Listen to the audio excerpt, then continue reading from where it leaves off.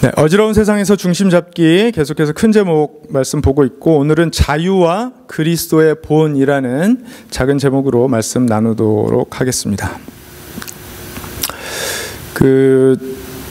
자녀를 키우시는 분들이라면 집에 아마 한 권씩 가지고 계실 그 내셔널 지오그래픽에서 나온 책이 있는데요. First Big Book of Why라는 책이 있습니다. 아마 여러분 집에 다 갖고 계실 것 같아요. 이 책은 아이들이 이제 호기심과 질문이 생기면서 부모님들이나 이제 선생님들에게 던지는 여러 가지 질문들을 쭉 이제 기록하고 해답을 제시하는 그런 책인데, 그 책의 첫 번째 챕터의 제목이 Amazing Me입니다. Amazing Me. 참 아름다운 제목이죠. Amazing Me. 이 책에 많은 질문들이 있는데, 이 첫 번째 챕터의 첫 번째 질문이 이거예요. Why am I special? Why am I special? 나는 왜 특별한가요? 라는 질문입니다. 네, 우리 자녀들이 할 수 있을 법한 질문이죠. 나는 왜 특별한가요? 그러니까 엄마 아빠가 하도 You're so special, special 이렇게 얘기해 주니까 Why am I so special? 물어보는 거죠. 그렇죠? 네, 거기에 대한 답을 아마 우리 크리스찬 부모님들, 우리 교우 부모님들은 자녀들에게 모범 답안을 늘 제시하고 계실 거라고 믿습니다. 그런데 이 책이 답하고 있는 걸 보니까 이래요. 너와 똑같은 사람은 이 세상에 아무도 없단다. 그래서 특별한 거야. 일란성 쌍둥이라도 다른 면들이 있어. 너와 똑같은 눈을 가진 사람은 아무도 없단다. 그리고 너의 지문과 너의 발자국과 너의 혀 지문, 너의 텅 프린트와 같은 걸 가진 사람은 아무도 없어. 그래서 You're so special. 이렇게 답을 해주더라고요. 꽤나 괜찮은 대답이죠. 그렇죠? 네, 맞습니다. 우리와 똑같은 사람은 세상에 아무도 없어요. 그래서 스페셜한 게 맞아요. 그런데 여기에 질문을 고집스럽게 계속해 나가다 보면 Why is that special? Why is that special? 계속해서 질문하다 보면 결국에는 사실 궁극적인 답을 해주기는 어렵습니다. 에베소서 2장에 보면 바울은 우리가 하나님의 작품 마스터피스로 창조받았다라고 이야기를 합니다. 포이에마로 창조받았다라고 이야기합니다. 우리가 하나님의 작품으로 만들어졌기 때문에 우리는 스페셜한 사람들이 맞습니다. 매우 특별하고 매우 소중해요. 하나님 우리를 특별하게 창조하셔서 우리 각 사람들에게 독창성, 분별력, 자유의지, 기질, 은사, 열망, 예술성, 그리고 아름다운 자연을 보면 감동하고 기뻐할 수 있는 마음, 이런 것들을 우리에게 허락해 주셨습니다. 그래서 우리는 각각이 독특하고 특별하고 소중한 존재들이 맞습니다. 여러분 그렇게 생각하시죠? 예? 여기 계신 여러분 모두 매우 특별하고 매우 소중한 분들 맞습니다. 나는 그렇게 특별하게 창조받은 사람이기 때문에 내 생각도 중요하고 내 감정도 중요하며 내 몸도 중요하고 내 꿈도 중요하고 내 취미도 중요하며 나의 행복과 나의 미래도 너무나 중요합니다. 혹시 반대하시나요? 동의하시죠? 그렇죠? 그래서 나의 소중한 모든 것들을 지키고 싶습니다. 여기까지 아무런 문제가 없는 것 같죠? 그렇죠? 그렇게 보이지 않습니까? 별 문제 없는 것처럼. 그런데 내가 그렇게 특별하고 소중한 만큼 누구도 특별하고 소중할까요? 내 옆에 있는 사람도 특별하고 소중해요. 그리고 그 옆에 있는 사람도 특별하고 소중해요. 미국이 소중하면 중국도 소중합니다. 한국이 소중하면 북한도 소중합니다. 우크라이나가 소중하면 러시아도 소중합니다. 나와 내 가족이 특별하고 소중하지만 나와 20년째 철전지 원수로 지내고 있는 그 사람도 특별하고 소중하며 그 사람의 가족도 특별하고 소중합니다. 아멘이신가요? 모두가 그렇게 특별하고 소중합니다. 그래서 그 특별하고 소중한 것을 지키고 싶습니다. 문제는 내가 그렇게 특별하고 소중한 만큼 내 옆에 있는 사람도 그렇게 특별하고 소중하다라는 사실을 늘 인지하고 인정하며 살아갈 수 있느냐는 거예요. 내가 특별하고 소중한 것은 얘기 안 해줘도 너무 잘 아는데 내 옆 사람도 나와 똑같이 특별하고 소중하다라는 사실을 늘 인지하고 인정하며 살아갈 수 있느냐는 거예요. 여러분, 지금 우리는요, 낙태법이라는 이슈 앞에 둘로 갈라진 미국을 바라보고 있습니다. 낙태에 관한 입장이 어떻건 여러분, 이걸 우리가 지나치게 단순하게 생각해서는 안 돼요. 그렇게 단순한 문제면 이렇게 복잡한 과정들을 겪을 필요도 없는 것인데, 낙태에 관한 여러분의 입장이 어떻건 그와 관련된 여러분의 정치적인 입장이 어떻건 상관없이 분명한 사실 두 가지가 있습니다. 분명한 사실 두 가지는 뭐냐면요, 아기를 임신한 여성들 너무 특별하고 소중한 거예요. 맞죠? 그렇죠? 그리고 그 여성들의 뱃속에 임신된 태아들 너무 특별하고 소중하다는 거예요. 이 두 가지 사실은 너무 분명해요. 그렇죠? 네. 임신한 여성들도 특별하고 소중해서 지켜야 하며 뱃속의 태아들도 특별하고 소중해서 지켜야 합니다. 어떻게 해야 될까요? 간단한가요, 문제가? 아니요, 간단하지 않아요. 간단하지 않습니다. 어떻게 해야 될까요? 근데 비단 낙태법의 문제뿐만이 아닙니다. 우리는 팬데믹이나 전쟁이나 기후정책이나 이 인류의 운명을 결정짓는 중차대한 일에서부터 오늘 저녁에 무엇을 먹을까 하는 메뉴 선정의 사소한 일에 이르기까지 누군가의 특별함과 소중함을 지키기 위해서 선택이라는 걸 계속해서 해나가요. 여기 계신 여러분 가운데 그런 선택을 하지 않는 분은 아무도 없어요. 모두 다 그런 선택을 하며 살아가고 있습니다. 뭘 기준으로 그런 선택들을 해야 될까요? 우리가 잘 아는 거 있죠. 내가 하는 선택은 언제나 옳아요. 그래서 A를 선택하는 사람은 A가 선이라고 믿고 B는 악이라고 믿습니다. B를 선택하는 사람은 B가 선이고 A는 악이라고 믿습니다. 진보는 보수가 악이고 진보는 선이라고 믿고 보수는 보수가 선이고 진보가 악이라고 믿습니다. 요즘 한국에서는 미국도 마찬가지죠. 남녀 간의 대립이 극심하죠. 낙태법을 놓고 갈라진 사람들도 마찬가지예요. 서로 the other side가 evil이에요. I'm on the good side예요. 그렇죠?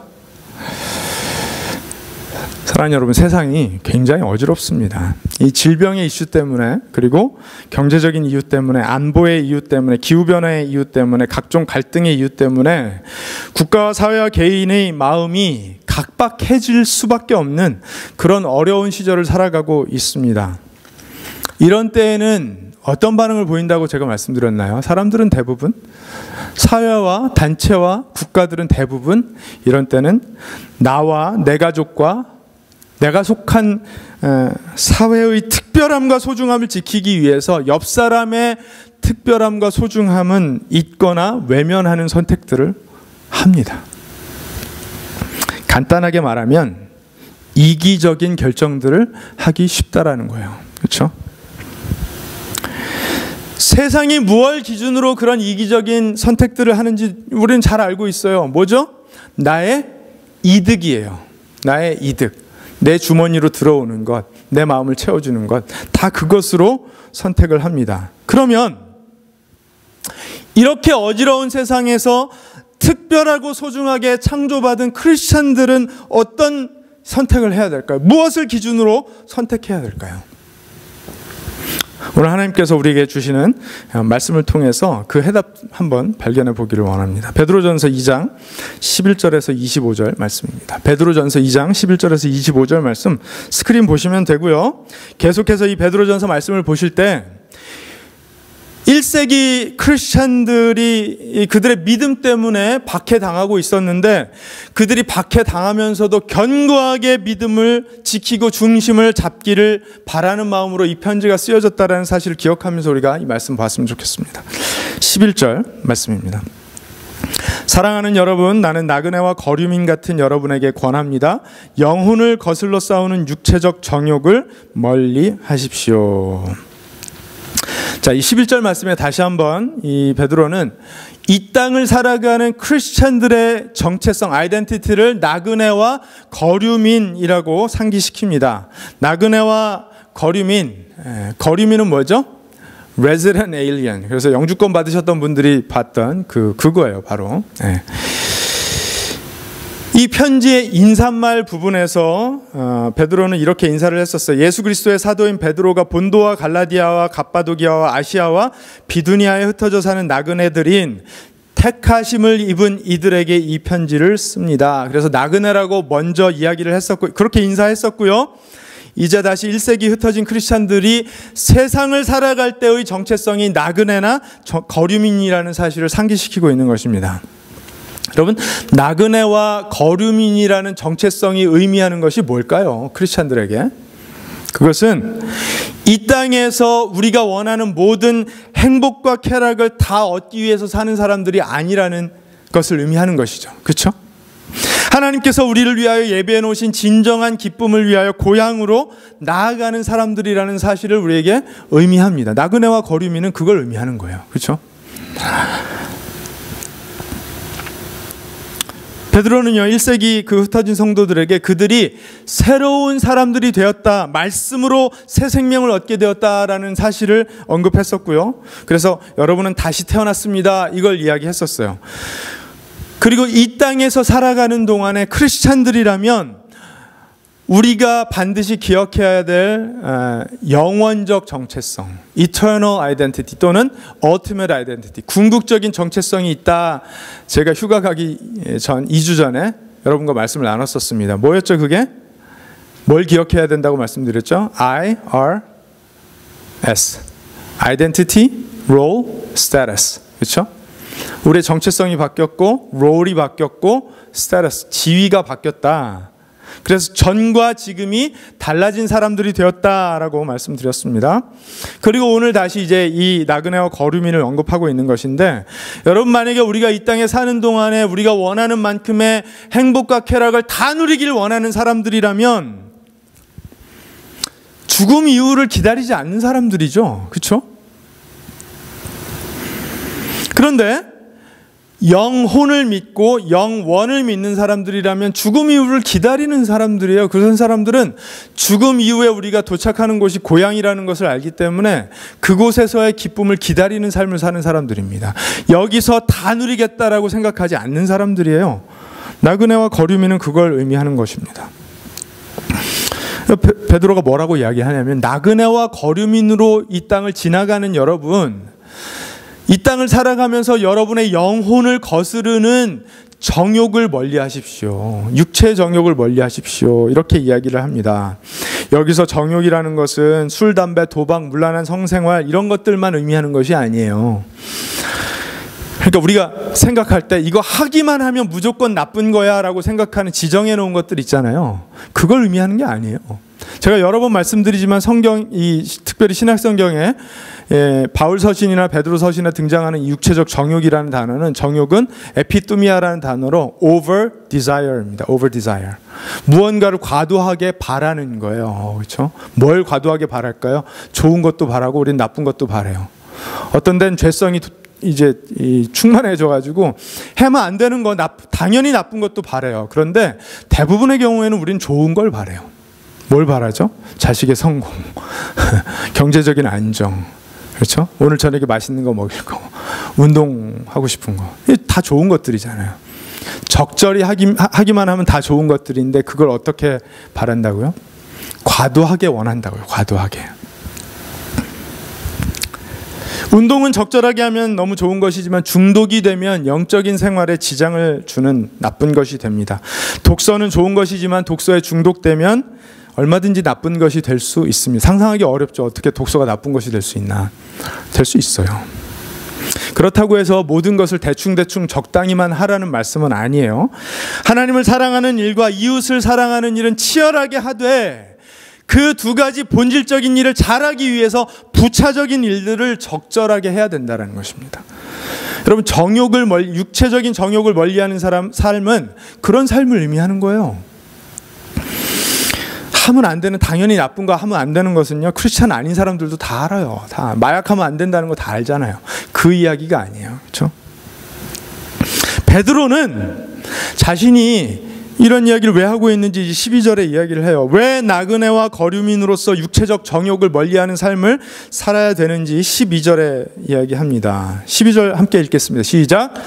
여러분은 이방 사람 가운데서 행실을 바르게 하십시오. 그렇게 해야 그들은 여러분더러 악을 행하는 자라고 욕을 하다가도 여러분의 바른 행위를 보고 하나님께서 찾아오시는 날에 하나님께 영광을 돌릴 것입니다. 아멘. 1세기 당시에 기독교는요, 많은 사람들이 이건 유태인들, 유대교의 한 분파나 또는 변질되어 파생된 이단 종파로 생각을 했습니다. 또는 무신론자들이라고 생각했어요. 다 신전 지어서 제사 드리는데 저 크리스찬들은 보니까 신전도 안 지어. 무신론자들이야. 변질된 사람들이야. 이상한 이단 종교를 숭배하는 사람들이야. 이렇게 욕을 먹었어요. 그래서 박해를 당했던 거거든요. 그렇게 오해했던 사람들에게 행실을 바르게 해서 본을 보이라고 이야기합니다. 근데 행실을 바르게 한다는 게 뭔지 우리는 그냥 일반적인 견해를 갖고 있지만 여러분 이거 그냥 그렇게 넘기면 안 되고 이게 뭔지를 잘 생각해 봐야 돼요. 당시 이방인들이라고 하면 그 당시 헬라 문화, 로마 문화에 젖어있던 사람들이었어요. 2000년 전에 문화와 전통에 젖어있던 사람들이 구체적으로 어떤 삶을 살았는지 우리 모르잖아요. 그러니까 그들이 생각하는 바른 삶이 뭔지도 사실 우리는 정확하게 모르는 거예요. 모든 면에서 이질감 가득하던 그 이방인들 입장에서 1세기 크리스찬들, 그들이 얼마든지 손가락질하며 핍박하던 그 크리스찬들의 바른 행위라고 베드로가 표현한 그 삶을 가만히 보고 있자니까 그 철저하게 이질감 느끼던 이방인들이 보기에도 괜찮은 거예요. 인정해 줄만 한 거예요. 아, 저 사람들 괜찮네. 인정해 줄만 하네. 동경할 만하네. 또는 나아가서 존경할 만하네. 여기까지 나가는 거예요. 문화와 전통이 전혀 다른 사람들이 보아도 인정이 될 만한, 그냥 인간이라면 누구나 인정할 만한 흠집 잡을 수 없는 그런 삶의 모습이라는 게 도대체 뭘까요? 동서고금을 막론하고 사람이라면 누구나 그냥 인정해 줄 만한, 공감할 만한, 동경할 만한 그런 모습의 삶, 어떤 것일까요? 13절부터 이야기합니다. 여러분은 인간이 세운 모든 제도에 주님을 위하여 복종하십시오. 주권자인 왕에게나 총독들에게나 그렇게 하십시오. 총독들은 악을 행하는 사람에게 벌을 주고 선을 행하는 사람에게 상을 주게 하려고 왕이 보낸 이들입니다. 자, 일단 여기까지 말씀을 보면요, 우라가 치밀어 올라요. 왜냐하면 이 로마의 총독들은 로마의 지배 아래에 있던 각 이 나뉘어진 지역을 다스리던 사람들이었는데, 우리가 잘 아는 총독 한 사람 누구 있죠? 빌라도. 그렇죠? 빌라도는 그 유대 지역을 다스리던 로마의 총독으로 누구를 죽였습니까? 예수님을 죽인 장본인이에요. 총독 이름만 떠올라도, 그냥 총독이란 타이틀만 떠올라도 크리스찬들 입장에서는, 크리스찬들 입장을 생각하면 저 쳐 죽일 놈들이어야 돼요. 그렇죠? 반드시 이 땅에서 제거해야 되는 무리예요. 예수님, 우리 주인이신 예수님을 잡아 죽인 로마 군사들이, 병정들이나 또 예수님을 욕하고 핍박하고 사회에서 몰아내려고 했던 그 유대인들이나 다 없애버려야 되는 사람들이죠. 크리스찬들의 입장만 생각하면. 그런데 베드로가 뭐라고 말합니까? 그 모든 제도에 복종하십시오. 주권자인 왕이나 총독들에게 그렇게 하십시오. 복종하십시오. 세상에 말이 안 돼도 이렇게 말이 안 되는 말이 없는 거예요. 그렇죠? 그러면서 이들을 뭐라고 표현합니까? 15절. 선을 행함으로 어리석은 자들의 무지한 입을 막는 것이 하나님의 뜻입니다.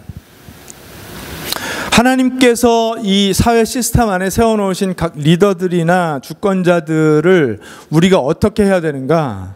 우리의 선한 삶으로 혹시 그들이 무지한 일을 행하더라도 그들의 입을 막는 방법이 되어야 된다라고 말하는 것입니다. 어떤 방법으로요? 우리가 막 폭력적으로 그들을 대항해서 다 제거해버리는 것이 아니라 우리의 선한 행위로 혹시나 어리석은 재판을 하거나 판단을 하는 위정자들이나 주권자들이 있다면 그들의 입을 막는 것이 하나님의 뜻이라는 것입니다. 그러면서 크리스찬들이 어떻게 살아야 되는지 이제 드디어 이야기를 해요. 16절. 여러분은 자유인으로 사십시오. 그러나 그 자유를 악을 행하는 구실로 쓰지 말고 하나님의 종으로 사십시오. 우리가 너무나 좋아하는 자유입니다. 우리는 자유를 얻은 사람들이에요. 어떤 것도 할 수 있어요. 예수님께서 십자가에 죽으시면서 율법에 얽매여 살던 사람들, 죄에 얽매여 살던 사람들, 죽음에 얽매여 살던 사람들을 완전하게 자유케 하셨어요. 그래서 여러분, 우리는 엄밀하게 따지면 우리는 율법의 한 글자도 안 지켜도 되는 사람들이에요. 자유가 있으니까요. 그런데 우리가 왜 하나님의 율법을 귀하게 여기고 그것을 따르는 삶을 삽니까? 우리에게 자유가 없어서가 아니라 자유가 있기 때문에요. 이해가 되시나요? 이해가 잘 안 되실 거예요. 그러면서 모든 사람을 존중하며 믿음의 식구들을 사랑하며 하나님을 두려워하며 왕을 공경하십시오라고 당부합니다. 여러분, 크리스찬들은요, 세상 그 어떤 것에도 구속받지 않는 자유인들이에요. 요한복음 8장 36절에 보면 예수님이 직접 이렇게 말씀하셨어요. 아들이 너희를 자유롭게 하면 너희는 참으로 자유롭게 될 것이다. 아멘. 하나님의 아들께서 우리에게 허락하신, 부여하신 자유를 빼앗을 정도 되려면 하나님의 아들 이상이 되어야 되는데 세상에 그런 존재는 없죠. 그러니까 아무도 우리의 자유를 빼앗지 못합니다. 예수님이 십자가에 죽으시면서 우리에게 자유를 주셨어요. 바울도 그것을 수차례 말했습니다. 갈라디아서 5장 1절에 보면 그리스도께서 우리를 해방시켜 주셔서 자유를 누리게 하셨습니다. 그러므로 굳게 서서 다시는 종살이의 멍에를 매지 마십시오. 어떤 것에 대한 종살이입니까? 뭐가 됐든. 그것이 율법이 될 수도 있고요, 죄도 될 수도 있고요, 죽음이 될 수도 있고요, 또는 나의 이기적인 욕망이 될 수도 있어요. 그런데 우리가 자유라는 것을 생각할 때 이런 것을 생각해요. 그냥 무조건 내 마음대로 사는 것. 사전적인 정의로는 그게 맞아요. 자유는 내 마음대로 하는 것이 맞습니다. 그런데 그 내 마음이 어떤 마음이냐는 것이죠. 이게 제일 중요해요. 이게 그 내 마음이 어떤 마음이냐는 거예요. 그래서 우리의 신앙의 선배인 어거스틴은 이런 말을 했어요. 사랑하십시오. 그리고 그대 마음대로 하십시오. 마음대로 하는 건 맞아요. 근데 선제 조건이 있어요. 사랑하십시오. 예수님께서 우리에게 주신 두 가지 강령이 무엇입니까? 하나님을 사랑하고 이웃을 사랑하라. 하나님 사랑하고 이웃을 사랑하세요. 그런 다음에 마음대로 하라는 거예요. 마음대로. 그게 자유라는 거예요. 자유. 우리가 사랑하면서 마음대로 한다면 진정한 자유를 누리는 크리스찬들의 모습은요, 겸손과 섬김이 될 것이라는 것입니다. 우리는 분명히 자유인들인데 동시에 거듭난 사람들이죠. 새 생명을 얻은 사람들이며 새로운 정체성과 역할과 지위를 부여받은 사람들이에요. 그런 사람들이 자유를 어떤 모습으로 누리냐는 것이죠. 그래서 베드로가 16절에 이렇게 말하는 것입니다. 자유를 악을 행하는 구실로 쓰지 말고 하나님의 종으로 사십시오. 아니, 자유를 누리라면서 왜 다시 종으로 살라고 말씀하십니까? 하나님의 종으로 살 자유를 누리라는 거예요. 이건 말장난도 아니고 왜 이런 이야기를 합니까? 근데 여러분, 크리스찬이 자유를 누리는 원리가 이런 거라는 거예요. 왜 우리는 자유를 누린다라고 할 때 이기적인 내 욕망을 채우는 것만 내 마음대로 한다라고 생각을 합니까? 왜 그렇죠? 거기에 종속당해 있기 때문에 그래요. 내 뜻과 내 주장이 제일 귀하기 때문에, 나의 특별함과 소중함만 소중하기 때문에 그것을 채우는 것만이 내가 살 길이라는 생각에 속박당해 있어요. 그걸 누가 여러분에게 가르쳐 줬나요? 사탄이요. 사탄이 너의 이득만 챙기며 살라고 우리에게 가르쳐 줬는데 그걸 지키면서 그걸 채우면서 살아야 된다라고 우리에게 세뇌를 시켰어요. 그러니까 내가 누리는 자유는 다 그런 자유인 거예요. 내 마음대로 하는 것. 그렇죠? 근데 어떤 자유도 있어야 됩니까? 엄밀하게 이야기하면 우리는 얼마든지 하나님의 명령에 순종할 자유도 있어야 되는 거예요. 근데 그건 하기 싫어요. 왜요? 사탄이 주는 생각에 속박당해 있기 때문에. 얼마나 안타까운 일인지 모릅니다. 그러니까 예수님이 사랑하라고 하셨잖아요. 사랑하고 난 다음에 마음대로 하라는 거예요. 마음대로. 바울도 갈라디아서 5장 13절에 같은 말을 합니다. 형제자매 여러분, 하나님께서는 여러분을 부르셔서 자유를 누리게 하셨습니다. 그러나 여러분은 그 자유를 육체의 욕망을 만족시키는 구실로 삼지 말고, 핑계대지 말고 사랑으로 서로 섬기십시오. 아니, 우리에게 사랑으로 섬길 자유도 있지 않냐는 거예요. 그런데 사랑으로 섬긴다고 하면 그게 속박당한다고 생각하고 굴복하는 거라고 생각하고 나는 없어진다고 생각하잖아요. 아니라는 거예요. 어거스틴이 사랑하십시오, 그런 다음에 마음대로 하십시오라는 것은 하나님께서 우리에게 주시는 사랑이 충만하기 때문에 얼마든지 사랑하면서 나는 하나님의 명령에 순종할 자유도 누리고 이웃을 섬길 자유도 누리고 내 권리를 포기할 자유도 누릴 수 있다는 것입니다. 여러분, 이게 억지처럼 들리나요? 이게 너무 억지처럼 들린다면 우리는 너무 세속적인 생각에 속박당하며 살고 있는 거예요. 우리 크리스천들도 육체를 가진 사람들이기 때문에 당연히 육체의 욕구를 충족시키는 일들도 합니다. 저는 오늘 저녁에 맛있는 거 먹고 싶어요. 늘 저의 욕구를 아시잖아요. 그렇죠? 네. 저는 오늘 저녁에 맛있는 거 먹고 싶어요. 이게 잘못된 거 아니잖아요. 이런 욕구도 충족시키면서 살아야 되는 거 맞습니다. 그런데 그리스도께서 십자가에서 죽으시면서 우리에게 주신 자유를 나와 내 가족의 특별함과 소중함만을 지키기 위해서 다 쓰지 말라는 거예요. 그렇죠? 우리는 우리 자식들이 좋은 친구 만나기를 원하잖아요. 그래서 그렇게 기도하잖아요. 하나님, 우리 자녀들이 좋은 친구 만나게 도와주세요. 여러분, 그런데 우리 크리스천들이 이 사랑하면서 자유를 누리는 사람들이라면 뭘 위해서 기도해야 될까요? 주님, 내 자식이 먼저 좋은 친구 되게 해주세요. 왜 그런 기도를 안 하냐는 거예요, 도대체. 그렇죠?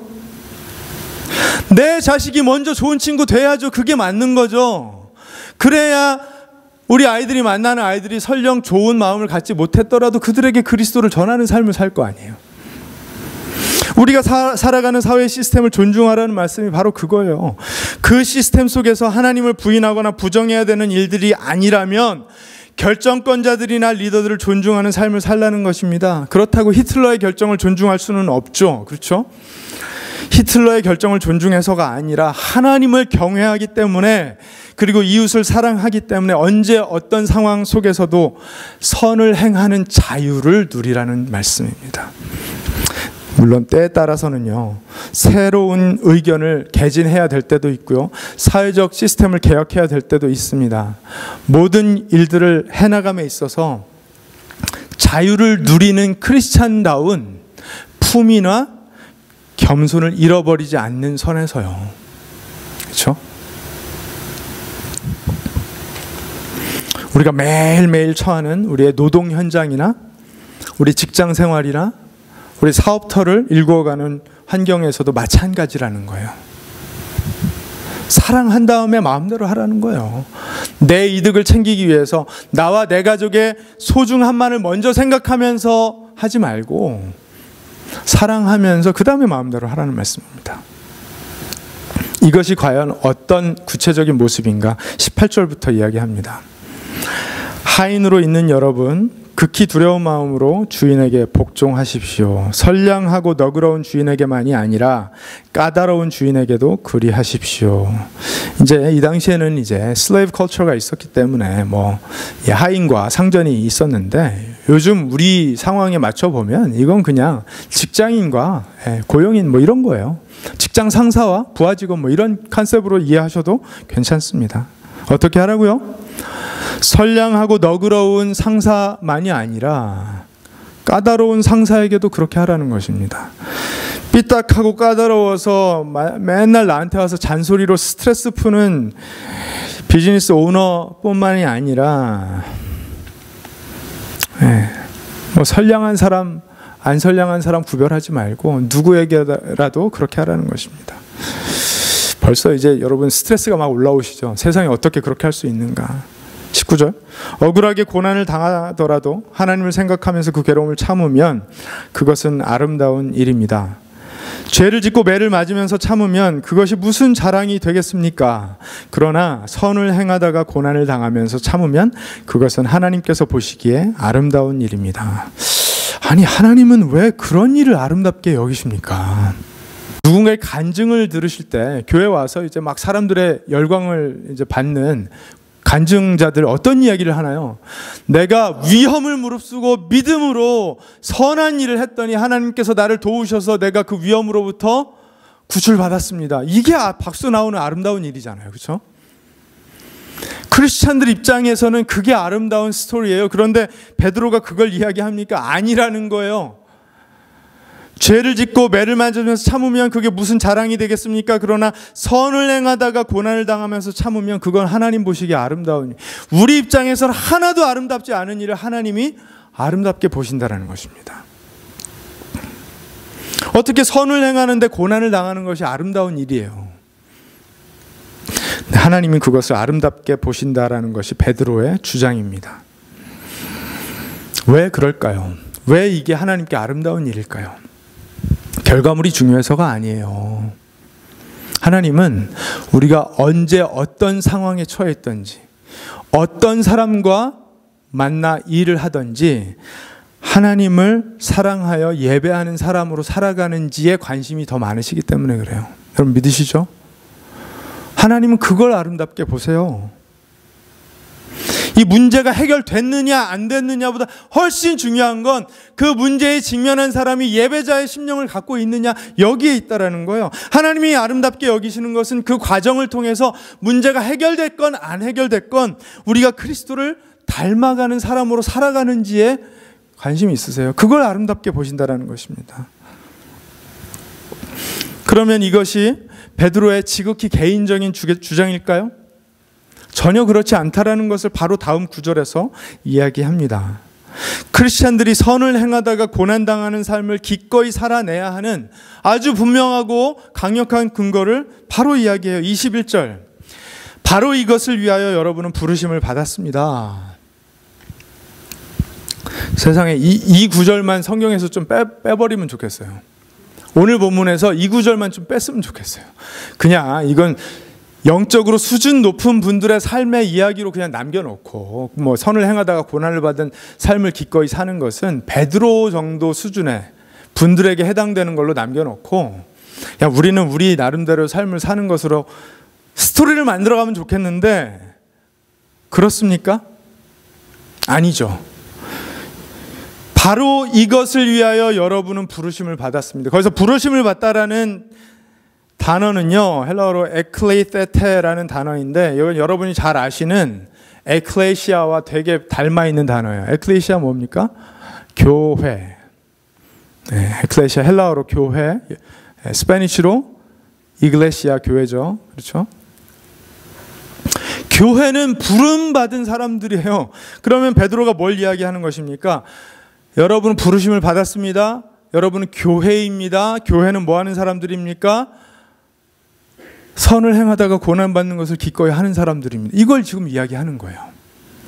베드로 개인의 생각이 아니라 교회라면, 교회에 속한 교인이라면 이게 당연한 삶이라는 것입니다.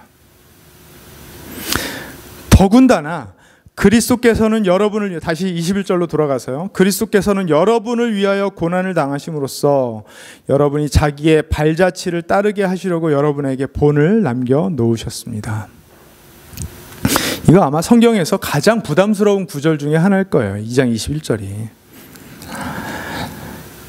베드로가 하는 이야기는요, 또는 뭐 갈라디아서에서 바울이 하는 이야기는 여러분 그냥 이렇게 하는 것이 좋은 것입니다 정도가 아니라, 그들의 생각이 아니라 사회에서, 직장에서 어떤 상황, 어떤 사람과의 만남 속에서 참고 견디고 선을 행하는 삶을 사는 것이 교회의, 교인의 사명이라는 것입니다. 여러분 21절을 우리 다 같이 한번 읽겠습니다. 시작. 바로 이것을 위하여 여러분은 부르심을 받았습니다. 그리스도께서는 여러분을 위하여 고난을 당하심으로써 여러분이 자기의 발자취를 따르게 하시려고 여러분에게 본을 남겨 놓으셨습니다. 우리는 예수님이 십자가에서 고난당하고 죽으신 일을 생각하면 그냥 그래서 내가 죽고 나서 천국 가는구나만 생각하기 쉬워요. 근데 아니에요. 그렇지 않아요. 전혀 그렇지 않습니다. 22절, 23절도 같이 읽겠습니다. 그는 죄를 지으신 일이 없고 그의 입에서는 아무런 거짓도 찾아볼 수 없었습니다. 그는 모욕을 당하셨으나 모욕을 갚지 않으시고 고난을 당하셨으나 위협하지 않으시고 정의롭게 심판하시는 이에게 다 맡기셨습니다. 예수님께서 그렇게 하셨던 것은 그분이 하나님의 아들이기 때문에만 그런 것이 아니라, 그렇죠? 그건 뭐 예수님이시니까 그렇게 할 수 있었죠? 그게 아니라는 거예요. 그렇죠? 우리 크리스찬들이 그런 예수님의 공로로 인해서 나는 그냥 은혜를 누리는 걸로 만족할게요. 거기서 멈출 수 있는 것이 아니라 그분께서 고난 가운데 십자가에서 수치스러운 죽음을 당하셨던 이유는 우리가 그분의 발자취를 쫓아서 함께 가도록 하기 위해서. 여러분, 만약에 우리가 예수님의 고난과 수치스러운 죽음을 생각하면서 나는 그분의 공로로 인해서 구원의 은혜 받았구나, 그걸로 좋다, 여기까지만 생각하면 그런 사람들은 아직 예수님이 왜 십자가에서 그런 고난과 수치스러운 죽음을 당하셨는지 모른다는 거예요. 예수님이 십자가에서 우리를 위하여 죽으셨기 때문에 우리가 구원받는 거 분명히 맞지만 그 구원이 단순히 죽어서 천국 가는 거 아니라는 거예요. 전혀 그렇지 않다는 것입니다. 예수님을 본받아서 그분의 발자취를 따라가는 것 그 자체가 구원이라는 것입니다. 믿으세요? 그럼 믿으십니까? 죽어서 천국 가는 것만 구원이라고 생각하는 게 아니라는 거예요. 우리가 그분의 발자취를 쫓아서 고난 중에도 선을 행하며 나의 시간과 에너지와 돈을 투자해서 사랑의 선행을 펼쳐가는 것이 구원이라는 거예요. 그게 구원이라는 거예요. 여러분, 예수님을 본받아 그분의 발자취를 따라가는 삶이 구체적으로 어떤 삶이라고요? 22절과 23절에 기록된 바로 그거예요. 내가 심판자가 되려고 하지 않고, 그게 내 친구가 됐건 내 가족이 됐건 내 자식이 됐건 누가 됐던지 간에 내가 심판자가 되려고 하지 않고 나를 구원하셔서 나보다는 훨씬 공의로우신 그분께 심판을 다 맡겨드리는 거라는 거예요. 그러므로 복수하지 않는 것입니다. 복수의 말도 입 밖으로 꺼내지 않는 것입니다. 왜요? 복수하려는 마음이 없기 때문에요. 복수하려는 마음이 없으니까 복수의 말이 입 밖으로 나오지도 않는 것이고 복수도 하지 않는 것입니다. 누가 그렇게 하셨죠? 예수님이요. 근데 예수님이 본인만 그렇게 하고 그걸로 끝이라고 말씀하셨나요? 아니요. 저와 여러분들이 그 발자취를 따라오라고 우리에게 본으로 남겨주셨어요. 그러므로 우리는요, 고민해야 돼요. 예수님께서 목숨 주고 우리에게 주신 자유를 그리스도의 본을 쫓아가는 삶을 살기 위해 어떻게 사용해야 될지를 고민하고 선택해야 되는 것입니다. 예수님께서 그렇게 죽으심으로 어떤 일이 벌어졌습니까? 24절, 25절을 함께 읽겠습니다. 시작. 그는 우리 죄를 자기의 몸에 몸소 지시고서 나무에 달리셨습니다. 그것은 우리가 죄에는 죽고 의에는 살게 하시려는 것이었습니다. 전에는 죄에 묶여 살던 사람들이었는데 이제는 의로운 사람들이 되었다는 거. 이게 결과물이에요. 그가 시작. 그가 매를 맞아 상함으로 여러분이 나음을 얻었습니다. 전에는 여러분은 길 잃은 양과 같았으나 이제는 여러분의 영혼의 목자이며 감독이신 그에게로 돌아왔습니다. 할렐루야. 여러분, 왜 우리가 고난당하면서 기꺼이 기뻐할 수 있다는 거죠? 세상 그 무엇과도 비교할 수 없는 주님의 보호와 인도 안으로 이미 들어와 버렸기 때문에 그 결과가 내가 원하는 결과이든 원하지 않는 결과이든 상관이 없이 이미 우리는 승자들이고 이미 기뻐할 수 있다는 것입니다. 주님이 그렇게 하셨기 때문에 주님을 본받아 우리도 그렇게 할 수 있어야, 그렇게 해야 된다라는 말씀입니다. 자, 여러분 하실 수 있죠? 그래, 누가 이걸 다 어떻게 해요? 여러분, 정말로 여러분 다음 한 주를 살아가시면서 하루 몇 시간 깨어 계신지 모르겠지만 억울한 일이 생길 때마다 정말로 이런 생각들을 다 떠올리면서 그래, 내 마음이 이제 온유하게 변화돼야지, 마음이 준비돼야지, 참고 견디면서 사랑으로 섬겨야지, 이런 생각을 머릿속에서 내 마음속에서 다 프로세스하면서 그 억울한 순간들을 다 넘기실 수가 있겠어요? 뭐 하루에도 뚜껑 열리는 일, 자존심 상하고 억울해서 팔짝 뛸 것 같은 일 몇 번씩 일어나는데 정말로 그때마다 내 마음의 동기가 온전해지고 온유해져서 선한 반응을 선택하면서 여러분 살아가실 수 있습니까? 그러면서 이런 생각이 들잖아요. 내 동기가, 내 마음이 아직 그럴 준비가 되지 않았는데 그렇게 착한 척하고 참는 척하고 이해하는 척하는 거 그거 다 위선 아닌가? 나는 하나님 앞에 순전한 마음을 갖고 싶어. 그래서 내 마음과 동기가 준비될 때까지 좀 기다릴 거야. 내 마음의 동기가 우선 회복되어야 되는 것 아니? 이것도 맞는 얘기예요. 우리 마음의 동기가 회복돼야 돼요. 그런 질문 하시는 분들이 계실지도 모르겠어요. 혹시 또는 저에게 목사님 보니까 목사님 설교는 되게 잘하는데 목사님 설교한 대로 그렇게 살고 있습니까? 그런 모든 순간 속에서 뚜껑 열리지 않고 지금 정말로 주님 닮은 삶을 살아가고 있습니까? 라고 저에게 질문하시면 혹시 그런 척 연기하는 건 아니냐고 저에게 질문하시면 저도 잘 못한다고 대답해요. 저 그렇게 못 살아요. 네. 여러분 앞에서 그런 척 연기할 때 너무나 많아요. 맞아요. 여러분 그런데 우리가 이거 한 가지는 분명하게 알아야 됩니다. 내가 늘 그렇게 살 수는 없더라도 내가 특별하고 소중해서 그때 그 상황 속에서 여러분의 마음을 어렵게 하는 일, 억울해서 팔짝 뛰게 만드는 일, 뚜껑 열리게 만드는 일, 그때 그 상황 속에 여러분이 특별하고 소중해서 여러분이 느끼는 감정 특별하고 소중한 거 맞아요. 여러분의 마음속에 오가는 여러 가지 생각들이 특별하고 소중한 거 맞아요. 아니라는 게 아니에요. 특별하고 소중해요. 그런데 그때 그 사람과 함께 있을 때 그 상황에 처했을 때 내가 어떤 생각, 어떤 감정을 느꼈던지와 상관이 없이 하나님은 변함이 없으시다는 거예요. 여러분 믿으십니까? 우리를 향하신 하나님의 생각, 이 세상을 향하신 하나님의 생각은요 처음부터 지금까지 변한 적이 없어요. 내가 무엇을 느꼈건 내가 어떤 생각을 그때 했건 상관없이 하나님은 여전히 똑같은 마음을 품고 계세요. 그거 기억해야 돼요. 내 감정이 욱했다고 해서 내 마음이 틀어졌다고 해서 내 동기가 움직이지 않는다고 해서 예수님이 나를 위해서 십자가에서 죽으셨다는 사실이 변하는 것은 아니에요. 크게 변하지 않아요. 내가 특별하고 소중한 만큼 내 옆에 사람도 특별하고 소중하다라는 그 사실도 변하지 않아요. 그래서 마음이 안 움직이면 어떻게 해야 되는 겁니까? 아주 간단한 답을 드릴게요. 그냥 하세요. 그냥. 동기가 안 움직일 때 어떻게 해야 돼요? 그냥 하세요. 그냥. 에밀 크래플린이라는 이분 이름을 어떻게 발음하는지 잘 모르겠는데 이분이 주장한 작동 흥분 이론이라는 것이 있어요. Work Excitement Theory라는 것이 있어요. 한번 나중에 찾아보셔도 좋을 것 같아요. 이게 뭐냐 하면 무엇을 하려는 의욕이 안 생기더라도 일단 시작을 하면 의욕도 생기고 몰두하게 된다는 것입니다. 이거 이론으로까지 만들 이야기인가요, 이게? 여러분 운동하기 귀찮잖아요. 마음 게을러지잖아요. 왜냐하면 우리 뇌는요 디폴트 스테이터스가 쉼이에요. 쉼. 다 쉬기를 원해요.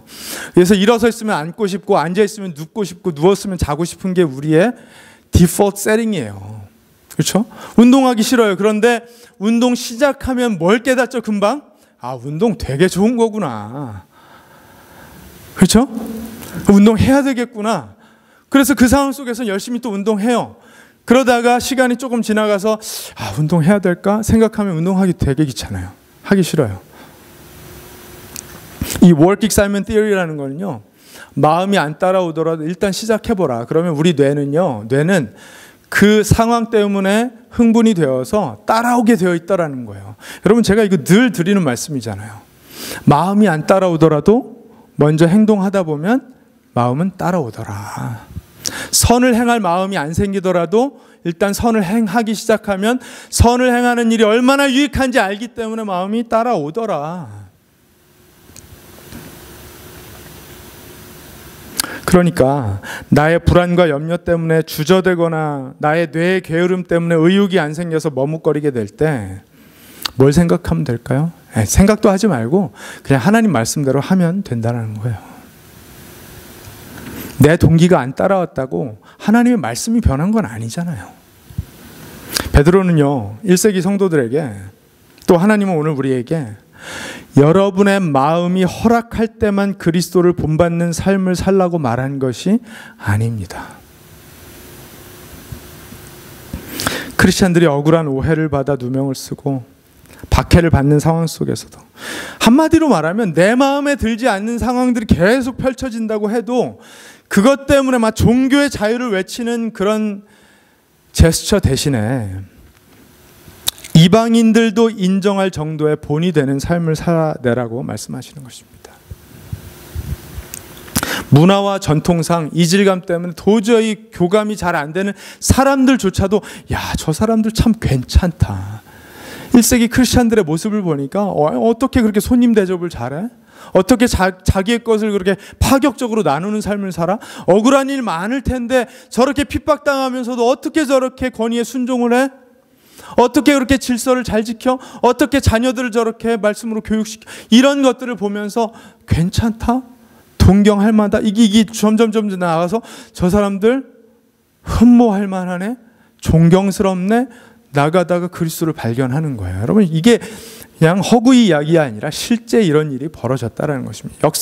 기독교 역사의 고증에 의하면요, 이 3세기 만에 로마 모든 지역이 기독교로 뒤덮일 수 있었던 이유는 다른 어떤 것이 아니라 이 초기 기독교인들의 이 파격적인 사랑의 삶 때문이었다라고 기록하고 있습니다.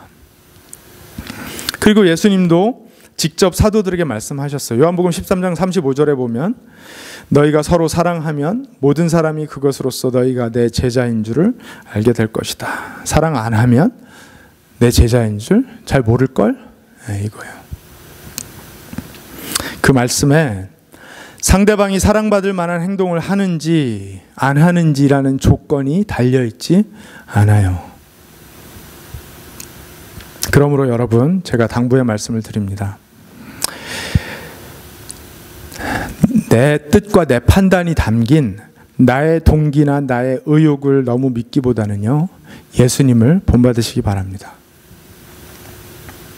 나에 대한 나의 평가를 믿기보다는 나를 위해 하나님이 하신 일을 기억하시기 바랍니다. 나를 향한 나의 감정보다는요, 나를 향한 하나님의 마음에 관심을 두고 살아야 됩니다. 나에 대한 나의 의욕, 나의 동기나 나의 의욕, 나에 대한 나의 평가나 나의 감정은요, 늘 변하는 거예요. 늘 변해요. 예수님이 걸어가신 길 안 변합니다. 하나님의 뜻 안 변합니다. 하나님께서 우리를 위해서 베푸신 일 안 변합니다. 나를 향한 하나님의 마음 안 변합니다. 그렇죠? 그래서 A.W. 토저 목사님은요, 이런 말씀을 하셨어요. 스크린을 한번 잘 보시면서 따라와 보시기 바랍니다. 진정한 그리스도인은 어쨌든 이상한 사람이다. 그는 한 번도 본 적이 없는 분을 사랑하며 볼 수 없는 분과 날마다 친숙하게 이야기를 하며 다른 분의 공로로 천국에 가리라는 것을 알고 충만하기 위하여 자신을 비우며 의롭다는 선고를 받기 위하여 자신이 잘못되었다는 것을 인정하며 일어서기 위하여 아래로 내려가고 가장 약할 때 가장 강하며 가장 가난할 때 가장 부요하며 가장 비참함을 느낄 때 가장 행복하다. 그는 살기 위하여 죽으며 갖기 위하여 버리며 소유하기 위하여 주며 보이지 않는 것을 보며 들리지 않는 것을 들으며 지식을 초월하는 것을 안다. 그래서 크리스찬들은 이상한 사람들입니다. 사랑하는 여러분, 각자가 다 소중하고 특별하다라는 입장을 주장하기 시작하면 우리의 삶에는, 또 우리가 속해 살아가는 이 세상에는 어떠한 개선도 어떠한 발전도 없습니다. 자기 입장을 주장하고 따져서 이루어진 일, 해결된 일은 세상에 단 한 가지도 없어요. 단 한 가지도 없습니다. 그래서 크리스찬들은요, 입장을 주장하는 사람들이 아니라 사랑하는 사람들입니다. 아멘. 주님께서 우리에게 주신 귀한 자유를 어떻게 써야 될까요? 그리스도의 본을 따라가는 데 사용하는 그런 저와 여러분들 되기를 주님의 이름으로 축원합니다. 기도하겠습니다.